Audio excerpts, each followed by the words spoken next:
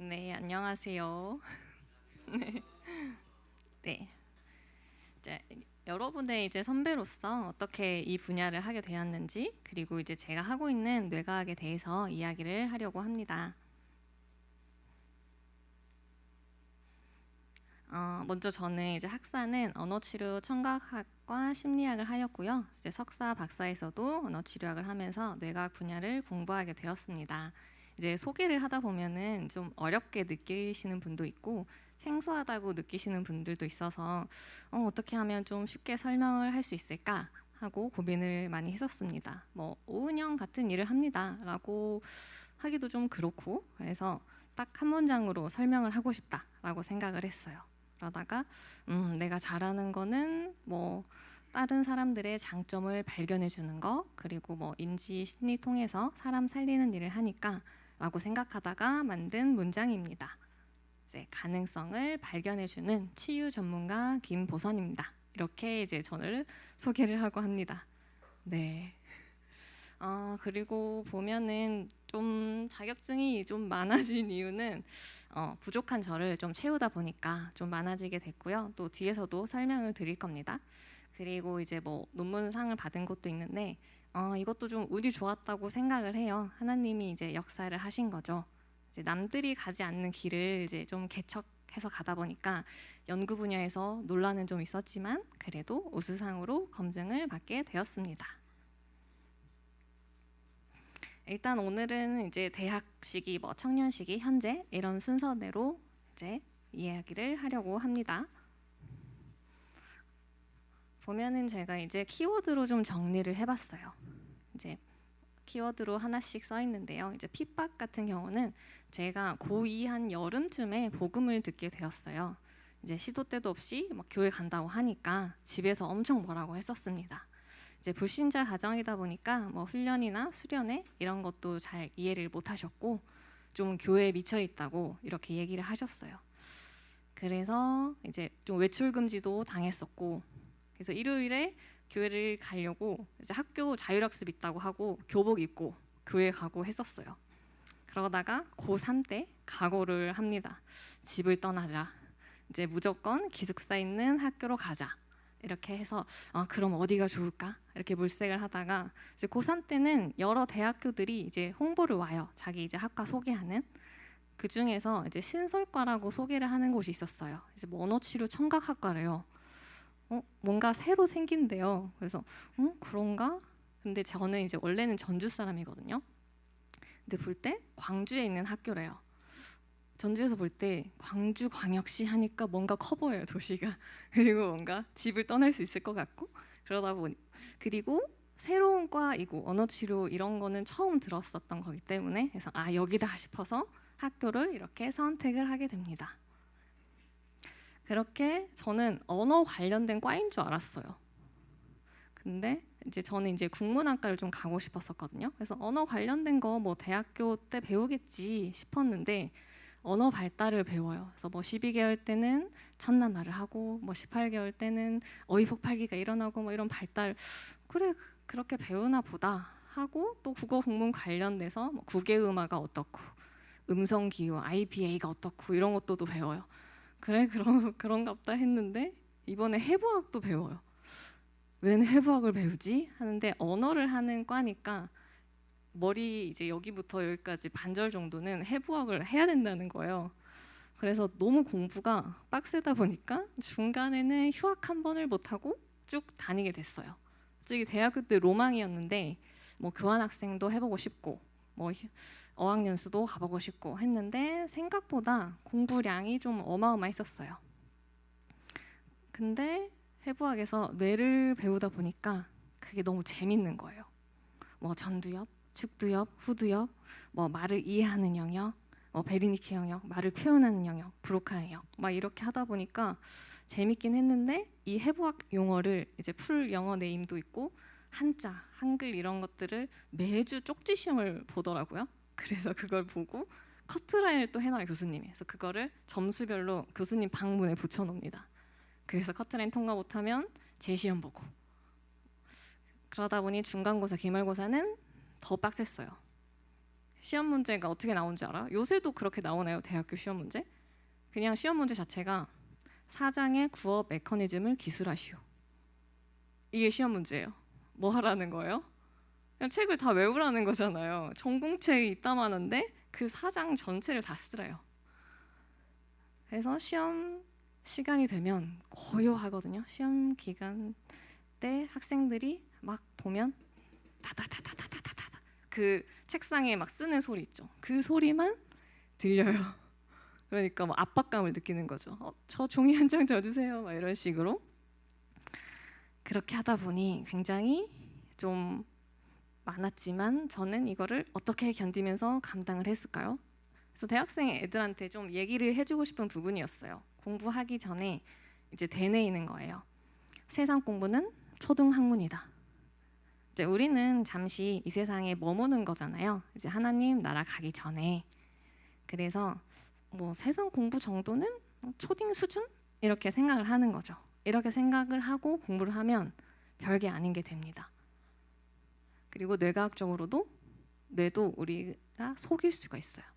이건 진짜 별거 아니야. 이것만 하나만 하면 돼 하면 우리가 또 그때 힘이 나거든요.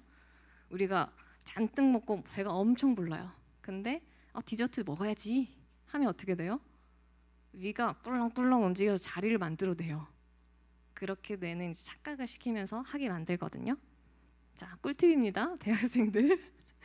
네. 그리고 대학 때는 좀 아예 훈련 시스템 속에서 좀 살게 됐어요. 뭐 레드 페스티벌, 뭐 화이트 페스티벌, 뭐 호남 지역 훈련도 되게 많았었고요. 그때 이제 싱어로 섬겼습니다.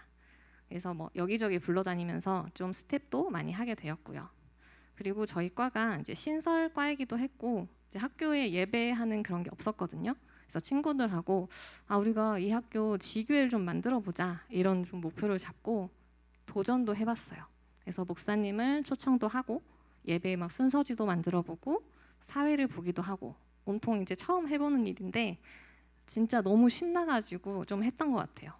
그래서 대학 때는 좀 성령 충만을 느끼고 좀 마냥 행복했던 그런 시기였던 것 같습니다.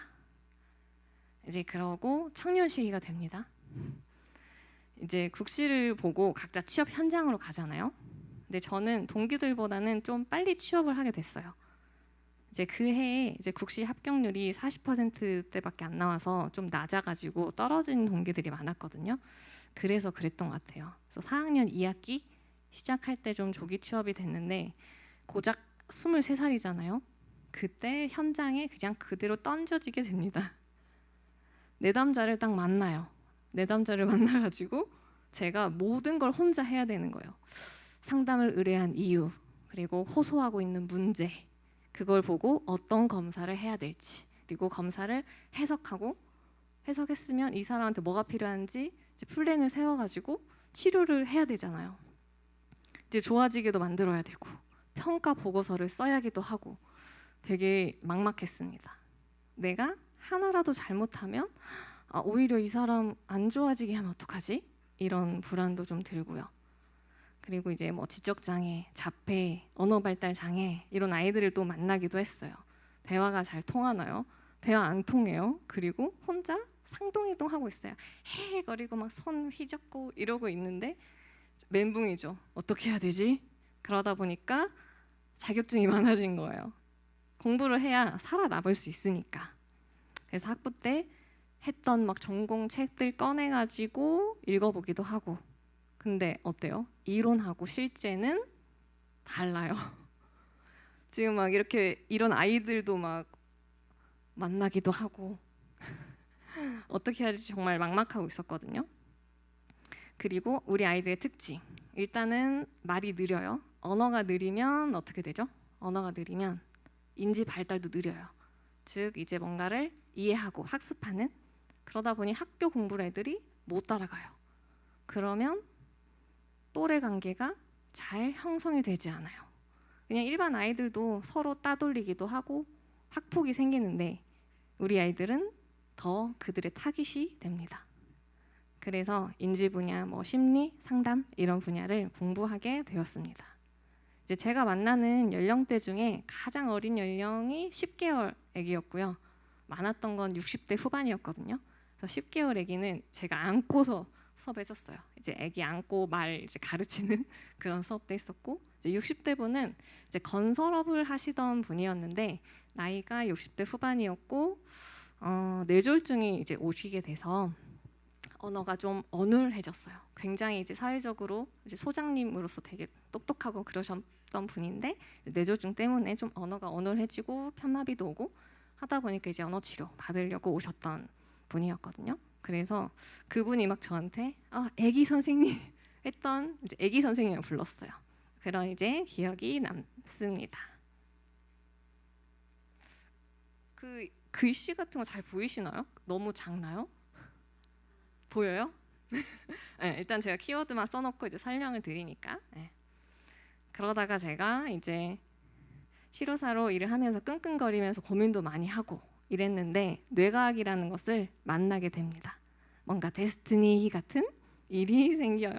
그래서 이제 브레인 시스템을 알게 된 거죠. 뭐 기억력을 높이는 법, 학업 능력을 높이는 법 이런 것들을 뇌를 알면 가능해집니다. 이제 우리 좌뇌, 우뇌 역할 이런 것들을 한 번쯤 들어보셨잖아요.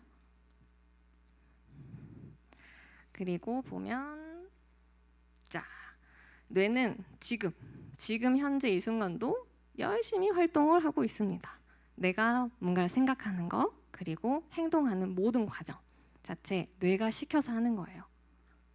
그리고 전 세계적으로 좀 가장 똑똑하다고 하는 대명사인 아인슈타인의 뇌는 그렇다면 좀 다를까요? 뇌가 더 클까요? 일반인보다? 연구에서 보면은 뇌 크기에는 차이는 없었어요. 네, 핵심은 시냅스 연결, 이런 네트워크 연결망이 얼마나 촘촘하게 잘 되어 있는가 이 차이였거든요. 그래서 좌뇌, 우뇌가 골고루 활동을 하는 것이 좋아요. 한쪽 뇌만 좀 과활성되지 않고. 근데 제가 만나는 사람들 보면은 한쪽만 과활성되거나 저활성되거나 뭐 우울 때문일 수도 있고요. 트라우마 때문일 수도 있고 이런 사람들을 많이 봤거든요. 그래서 내담자를 제가 볼 때 좀 이 사람의 뇌의 어떤 영역에서 저활성이 되는가 이런 것들을 통해서 좀 분석을 하게 됐어요. 그리고 정보 처리하는 방식을 알면 나만의 공부법을 발견하게 됩니다. 내가 이제 순차 처리로 정보 처리를 하는가 아니면 동시 처리로 하는가 이런 것들을 보면서 나만의 공부법을 찾으면 우리 그냥 평균 지능만 돼도 충분히 뭐 서울대든 갈 수 있거든요. 이것만 활용을 하면. 그냥 여러분들이 지금 안 한 거는 그냥 단지 발견을 못한 것뿐이에요. 나만의 그 방법을 몰라서 이럴 뿐이지 여러분들은 다 가능성을 가지고 있습니다. 그리고 보면은 제가 또 발견했던 게 인지랑 정서는 같다는 거를 또 발견하게 됐어요. 어떻게 보면은 되게 생소한 말이지 않나요? 인지는 뭔가 공부를 하는 것 같고 정서는 뭔가 마음을 읽어줘야 될 것 같고 F 막 이런 거 아닌가? 이런 생각이 좀 들기도 하는데요. 이게 무슨 말이냐 하면은 예를 들면은 여러분들이 이제 공부를 하려고 마음을 딱 먹었어요. 이제 시험 기간이기도 하고 뭔가를 자격증을 준비를 하려고 하기도 하고 근데 그냥 이거 딱 하나만 유튜브 하나만 보고 하자 뭐 SNS 이거 한 번만 보고 하자 이렇게 하려고 했는데 그때 엄마가 공부 안 하냐? 라고 하면 어떻게 돼요? 네 알겠어요 이게 되나요? 아니죠. 팍 상해요. 기분이 팍 상하면서 모든 집중력이 떨어지면서 감정이 상하기 때문에 집중이 안 돼요. 그러면 하기 싫어져요 괜히. 이런 것처럼 연결이 되거든요. 그리고 또 하나 예를 들면 여러분들이 이제 평상시에 맨날 하던 운전이에요. 운전 이제 뭐 맨날 하던 거니까 그냥 편하게 습관처럼.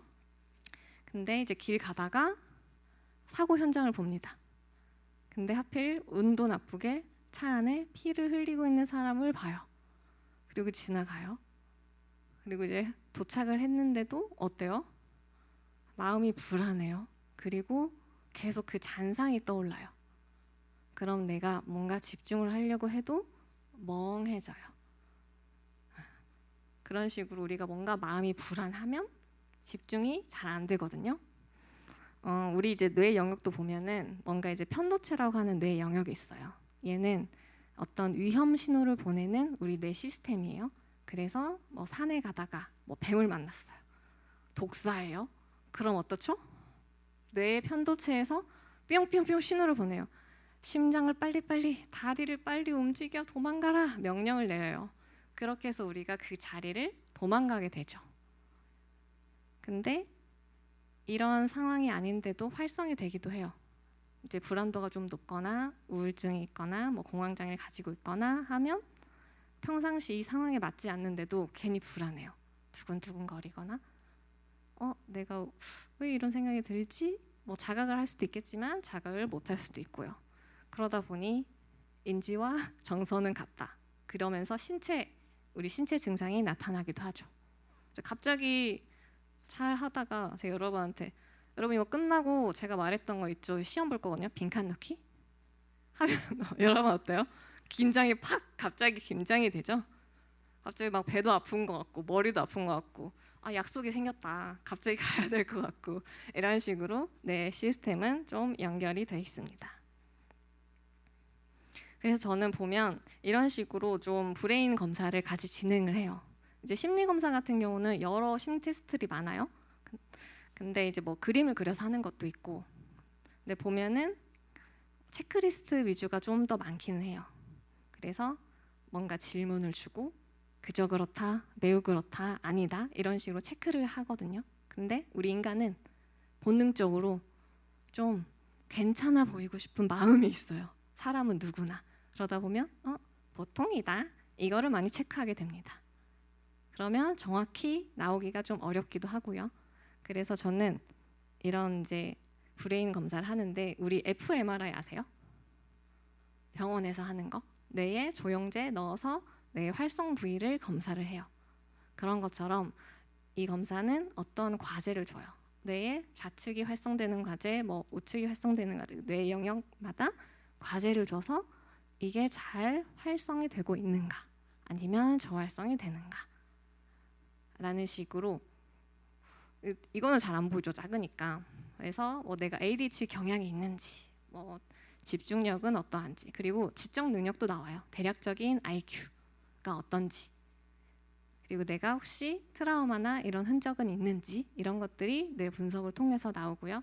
이런 발달 영역, 그리고 내가 학습을 하는데 방해하는 요소들 있죠. 이게 성격적인 요인 때문에 방해가 되나? 아니면 심리적인 건가? 아니면 환경적인 것 때문에 내 공부에 방해가 되는 건가? 하는 식으로 이런 결과가 나오게 됩니다.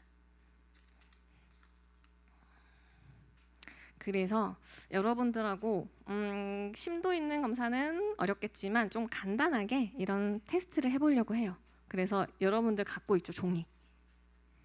네, 보면 종이가 6가지가 있을 거예요, 도형이. 간단하게 우리가 해볼 거거든요.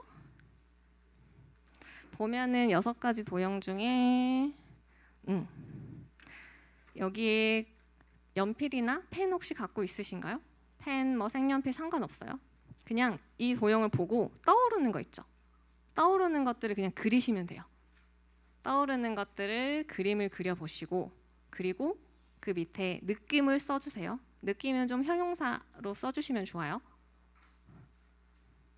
그냥 도형을 보자마자 딱 떠오르는 거 있죠.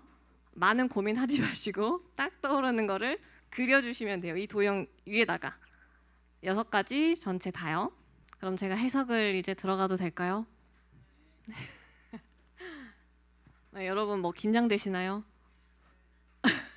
긴장되거나 걱정되거나. 근데 이거는 진짜 그냥 간단하게 보는 거기 때문에 이거를 고지고대로 해석해서 받아들이시면 안 돼요. 전반적으로 여러 가지 검사를 해서 봐야 되기 때문에. 알겠죠? 네. 우리 맨 처음에 그렸던 거 있죠? 맨 처음에 그렸던 동그라미부터 얘기해 볼게요. 자, 동그라미. 얘가 의미하는 건요, 나 스스로를 뭐라고 생각하는가. 현재 자신의 상태를 나타냅니다. 뭔가요? 왜 뭔가요?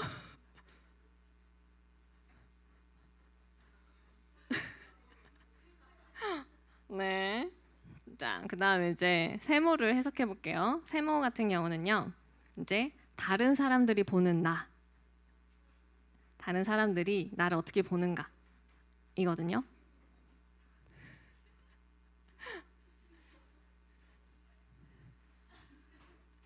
네, 뭐로 나왔나요, 우리 하은 씨?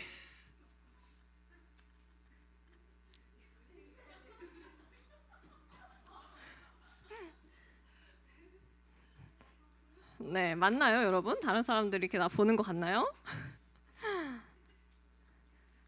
네, 그다음 거 이제 지그재그 선 있죠? 이거 보도록 할게요.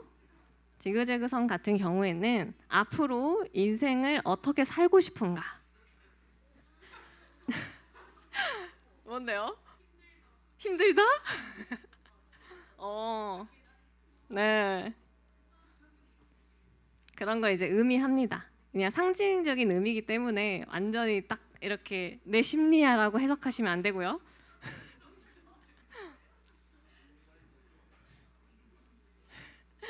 네.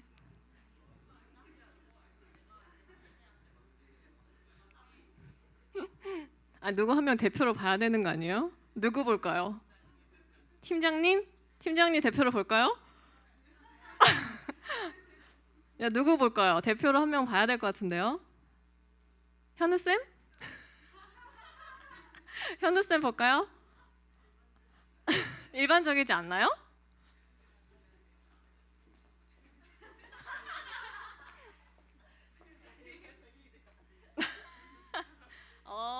신나.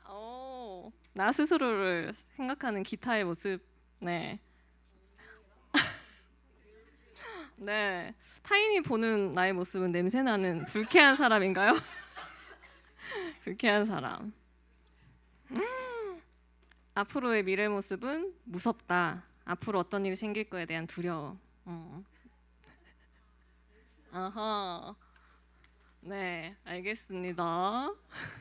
그 다음 거 봐볼까요? 이제 십자 모양 있죠? 이거는 세상을 어떻게 인지하는가에 대한 나의 잠재의식에 관한 의미입니다. 네. 그 다음 이제 네모를 볼게요. 이거는 이제 가족에 대한 나의 생각입니다. 왜 뭔데? 딱딱하다?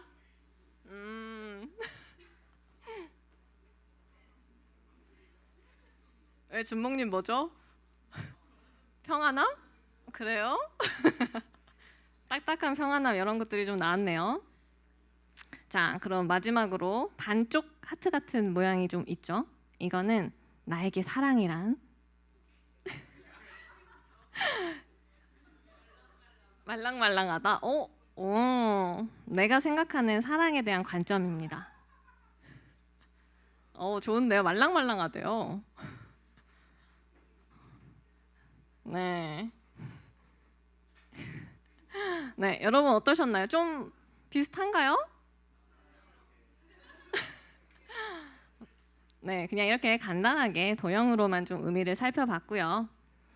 이제 마지막으로 현재에 대한 이야기를 하려고 해요. 그래서 제가 현재 이제 쭉 그동안 만났던 내담자들 3가지 케이스를 가지고 왔는데 일단 3가지를 다 할 시간을 봐서 해야 될 것 같아요. 저는 이제 전체 이제 연령의 사람들을 만나는데 일단 여러분 나이대랑 비슷한 케이스를 얘기하려고 합니다. 그래서 이제 22살 대학생 케이스인데요. 이제 이 학생은 학교를 이제 휴학하고 왔었고 돈 문제 때문에 엄마가 급하게 이제 끌고 오셨던 그런 케이스예요. 보면은 소액 문제, 소액 결제에 관한 문제였어요. 여러분 혹시 아프리카 TV 아시나요? 아주 잘 알아요. 남자분들. 네, 거기 이제 우리 별풍선 쏘잖아요. 별풍선 쏘는 거 아시죠? 그거를 너무 좀 많이 쏜 거예요. 이 학생이. 그래서 뭐 기분 좋아서 쏘기도 하고 뭐 위로를 받았다고 쏘기도 하고 그러다 보니까 어떤 달에는 80만 원, 또 어떤 달에는 200만 원 이렇게 쓰다 보니까 이제 엄마가 난리가 난 거죠. 그래서 이제 엄마는 처음에는 이제 얘를 타일러 보기도 하고 또 혼내보기도 하고 아예 폰을 막아놓기도 하고 그렇게 했었대요. 근데도 이제 뭐 손 쓰기가 좀 어려우니까 그래서 데리고 오셨는데 일단은 22살 이 학생은 좀 경제관념도 없었고 인간관계에 대한 것도 좀 무분별했어요. 뭔가를 사람을 좀 보고 하는 그런 눈도 좀 많이 없었고요. 그래서 뭐 남자친구가 돈 빌려달라고 하면 그냥 뭐 몇십만 원이든 그냥 빌려줘 버리고, 그리고 뭐 이상한 사이비가 접근을 해도 그냥 나한테 잘해주네 하고 그냥 만나자고 하네 그냥 해버리고 좀 그랬다고 해요. 좀 외로우니까 좀 많이 그랬다고 해요. 뭐 22살 어리니까 그럴 수 있다? 그렇게 생각하나요, 여러분? 바로 현주 이렇게 했는데 네, 뭔가 이상하죠. 그래서 아까 우리 봤던 그 검사를 좀 진행을 해봤어요. 검사도 하고 면담도 진행을 하고 그랬더니 이제 뇌에 트라우마 흔적이 좀 심했어요, 보니까. 그리고 이제 정보를 판단하고 조절하는 뇌 영역에서 좀 그런 부분이 약해져 있었어요. 뭔가 이제 우리 전두엽이라고 하거든요. 뭔가를 정보를 판단하고 해석하고 조절하고 인간을 인간답게 만드는 이제 우리 뇌의 사령탑 역할을 하는 전두엽 기능이거든요. 이게 좀 약해져 있었어요. 그리고 상담을 해보니까 한 6, 7살 때 그냥 따로 집이 있는 게 아니라 유치원에 살았대요. 그래서 뭐 엄마가 이제 유치원을 운영을 하셔서 낮에는 이제 거기서 좀 있고 밤에는 다른 방 이제 교실 같은 데서 좀 자고 이렇게 생활을 했다고 해요. 그리고 좀 학원에 많이 있었죠. 아무래도 이제 초등학교 가고 하면은 학교 끝나면 계속 학원에 좀 많이 있게 되고. 근데 또 거기에 이상한 선생님이 있었대. 학원에 한 문제만 틀려도 엄청 때리고 혼내고 조금 많이 엄했던 그런 학원도 다녔다고 해요. 엄청 공포스러웠대요. 그래서 엄마한테 그만두고 싶다고 얘기도 몇 번 했는데 엄마가 받아주지 않았었고, 그때 아이의 마음을 잘 헤아려 주지 못했던 것 같아요. 정서적으로 결핍을 겪었고, 그리고 또 공포스러운 상황과 사람, 거기에 대한 트라우마가 생기게 됐어요. 그러다 보니까 현재에 이제 영향을 주게 됐었죠. 이제 22살이니까 한참 대학교 재밌게 다녀야 되는데 그거 안 되고 이제 휴학하고 있고 생활이 조금 어렵고 그랬던 것 같아요. 사람은 되게 좋아하는데 그게 잘 안 됐다고 했었죠. 그래서 이 친구랑 상담을 이제 진행하면서 일단은 그 트라우마적인 거를 조금 안정시키기 위한 그런 정서 안정 프로그램 그리고 뇌 훈련 이렇게 좀 같이 들어갔어요, 이 친구랑. 그랬더니 조금씩 이 친구가 안정이 되기 시작했고, 그래서 좀 복음이 필요할 것 같아서 복음을 제가 전하게 됐습니다. 그랬더니 이 친구가 맞는 것 같다고 하면서 많이 울기도 하고요. 아, 그래서 그랬나 봐요 하면서 굉장히 잘 받아들이더라고요. 이제 저랑 좀 라포가 잘 형성돼 있어서 그랬기도 하고, 그렇게 이제 영접 기도도 같이 하게 됐고요. 상담 시간에 저랑 이제 조금 시간이 지나면서는 이제 복음 편지도 할 수 있게 됐어요. 그래서 이제 인간은 왜 행복이 없을까 이러면서 거기에 대한 얘기도 좀 하게 됐고, 그러다가 이 친구가 교회를 그냥 자기 집 근처 교회를 좀 다니게 되기도 했어요. 그래서 이제 상담 오는 거를 너무 좋아하게 된 거예요. 저랑 그냥 얘기하는 것 자체가 너무 좋아진 거예요. 그래서 성경적인 부분, 자기가 그동안 이제 궁금했던 부분 있죠. 성경 관련돼서 그런 거, 뭐 교회 생활하는 거 이런 것도 뭐 질문도 하기도 하고. 그래서 이제 많이 회복이 되다 보니까 휴학을 끝내고 이제 복학해서 학교를 잘 다니게 되었습니다. 인간관계도 이제 사람 보는 안목도 조금 생겼고요. 사회성도 좀 생기기도 했고, 그래서 종결을 하게 되었습니다. 이 친구하고는. 이제 종결하고 한 2년 정도 지났는데 진짜 희한하게 여러분 특강 앞두고 저번 주에 이 친구 만났어요. 그냥 안부차 선생님 너무 보고 싶었다고 하면서 온 거예요. 상담센터 놀러 왔거든요. 그래가지고 어떻게 지냈냐 근황 얘기도 하고 선생님 덕분에 너무 잘 지내고 있어요 하면서 굉장히 진짜 평범한 대학생처럼 잘 얘기도 해줬거든요. 그래서 여름에는 말레이시아 뭐 선교도 갔다 왔대요. 그래서 그랬냐고 하면서 선교 이제 가기 전에 그리고 갔다 왔을 때 그런 사역에 대해서 제가 그런 상담도 해줬거든요. 네, 그렇게 지내게 됐고요. 그리고 시간이 딱 4시긴 한데 여러분 끝낼까요? 아니면 케이스 좀 궁금한 게 있으실까요? 제가 3가지 가져오긴 했는데 어떤 케이스 궁금해요? 취준생? 취준생 케이스만 할까요? 네. 일단은 28살 취준생 케이스. 이 친구는요. 반신반의하면서 여기를 왔다고 했어요. 왜냐하면은 자기가 이제 명문대 나온 친구거든요. 좀 서울에서도 내노라 하는 좀 공부도 엄청 잘했던 친구고 굉장히 좋은 학교 나왔어요. 근데 취업은 못하고 좀 집에만 계속 몇 년간 있게 됐었거든요. 왜냐하면 이제 우울증, 무기력 이런 것들이 굉장히 심했어서 그래서 하루 거의 대부분을 침대에 누워서 지냈다고 해요. 활동하는 거는 좀 뜨개질하는 정도?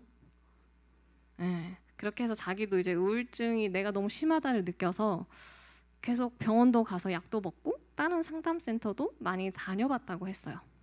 근데 가서도 이제 상담 캔슬되고 안 가면 끝이잖아요. 점점 그것도 이제 무기력하니까 상담 시간에 못 맞춰서 못 가기도 하고 계속 그러다가 어떻게 검색하다가 저희 센터로 오게 됐대요. 근데 저는 일단은 말로만 이렇게 면담하는 상담이 아니라 이거랑 같이 이제 뇌과학적으로도 훈련을 같이 들어가잖아요. 그러니까 이 친구가 되게 이거 다르네? 이거를 느꼈다고 해요. 그래서 이제 우울한 것도 같이 잡고 보통 우울에 이제 유형들이 있거든요. 좌우뇌가 좀 밸런스가 안 맞을 때 너무 한쪽만 저활성되어 있거나 했을 때 우울증이 오거든요. 그러면 이제 무기력 우울증인지 밸런스가 깨져서 오는 우울증인지 이런 걸 이제 분석을 해서 들어가는데 그렇게 뇌 훈련도 같이 들어가니까 이 친구가 너무 좋다고 하면서 많이 좋아지게 됐어요. 그리고 처음엔 거의 집에만 있고 하다 보니까 제가 숙제 시킨 거는 집에서 조금 움직일 수 있게 스트레칭 이거 먼저 좀 시켰고요. 그리고 너무 오랫동안 집에만 있었던 시간도 길고 그러다 보면 이제 밖에 나가는 거에 두려움도 생기거든요. 그래서 집 앞에 외출하기 이것도 좀 숙제를 처음에 내면서 시작했어요. 그래서 이번 주에는 한번 집 근처 다이소 한번 갔다 오세요. 이렇게 제가 숙제도 내고 하면서 조금씩 행동 반경을 조금 넓혀줬어요. 이 내 남자 같은 경우는. 네, 그래서 스스로 도서관에도 한번 갔다 오고 이렇게 되면서 이제 거의 30이 가까워지니까 압박을 느끼잖아요. 나 취업해야 되는데 이런 생각도 좀 생기신 것 같아요. 좋아지면서는. 근데 자소서를 써야 돼. 이 생각만 해도 막 숨이 턱턱 막혔대요.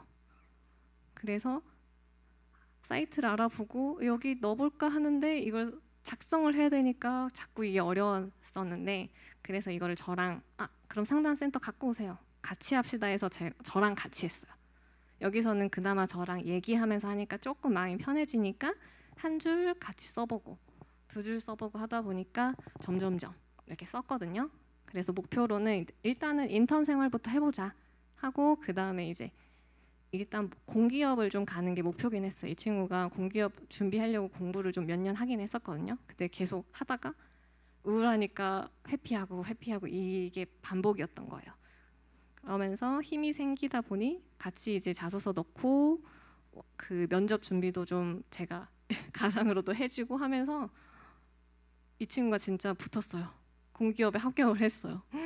그래서 이 친구는 저 볼 때마다 자기 생명의 은인이다, 인생의 은인이다 하고 항상 저를 찬사해줘요.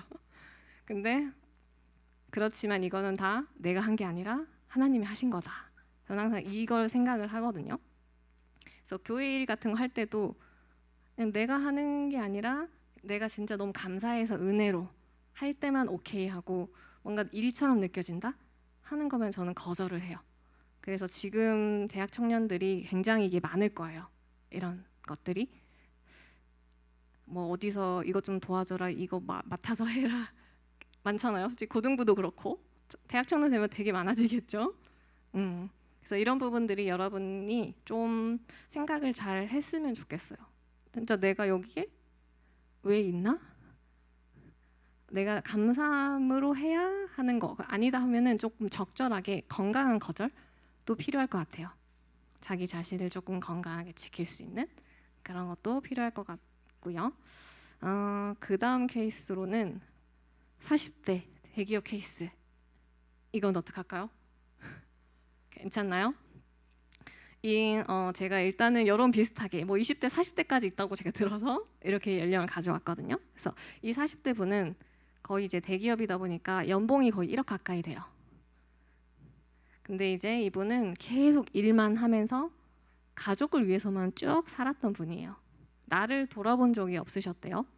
그러다 보니까 어느 순간 갑자기 공황장애가 팍 터진 거예요.